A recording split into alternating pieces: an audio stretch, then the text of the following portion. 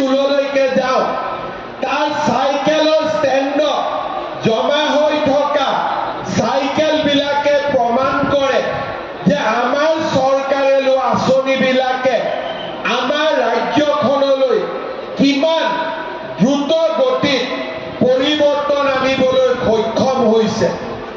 আজি এছাম লোকে আমাৰ আঁচনিসমূহক সমালোচনা কৰে, কিন্তু তেখেতসকলে এটা কথা বুজি নাপায় যে ইয়াৰ বিকল্প কি। আমি যদি ক্লাছ 9ৰ ছোৱালীজনীক স্কুললৈ যাবলৈ যদি চাইকেলখন নিদিওঁ, তাৰ বিকল্প কি?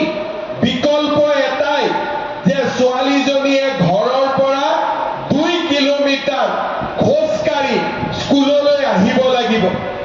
আজি যদি আমি অৰুণোদয় আঁচনি নিদিওঁ, অসমৰ লাখ লাখ দুখীয়া মহিলাই ঘৰখন চলাবৰ বাবে কাৰোবাৰ ওচৰত হাত পাতিব লাগিব। আমি যদি নিযুত মইনা আঁচনি নিদিওঁ, অসমৰ ছোৱালীবিলাকে আধাতে পঢ়া এৰি কাৰোবাৰ লগত বিয়াত বহিব লাগিব। নিজৰ সপোন তেওঁলোকে কেতিয়াও বাস্তৱত ৰূপায়ণ কৰিবলৈ সুবিধা নাপাব।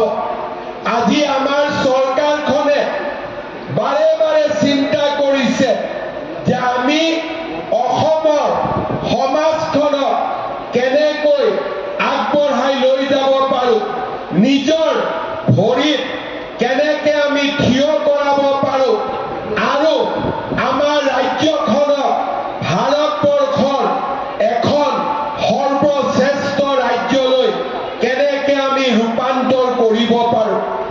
আজি আমি সমগ্ৰ অসমৰ গাঁৱে ভূঞে শিক্ষাৰ ক্ষেত্ৰত হওক, স্বাস্থ্যৰ ক্ষেত্ৰত হওক, যাতায়াতৰ ক্ষেত্ৰত হওক, আৰু দৰিদ্ৰতা দূৰীকৰণৰ ক্ষেত্ৰত হওক, আমি লোৱা পদক্ষেপে আজি সকলোৰে দৃষ্টি আকৰ্ষণ কৰিব পাৰিছে।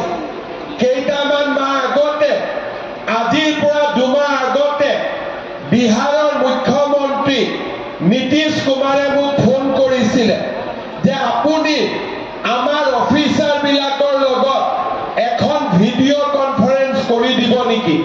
মই সুধিছিলোঁ যে কি ছাবজেক্টত মই কথা পাতিব লাগিব।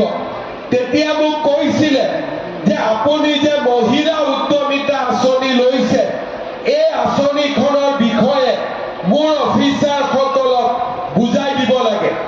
মই তেওঁলোকৰ অফিচাৰসকলৰ লগত গুৱাহাটীৰ পৰা ভিডিঅ' কনফাৰেন্স কৰি মই বুজাইছিলোঁ যে আমি কেনেকৈ গোটেই অসমত মহিলা উদ্যমিতা আঁচনিৰ জৰিয়তে লাখ লাখ মহিলা কৰ্মমুখী, উৎপাদনমুখী আমি কৰিবলৈ প্ৰচেষ্টা কৰিছোঁ।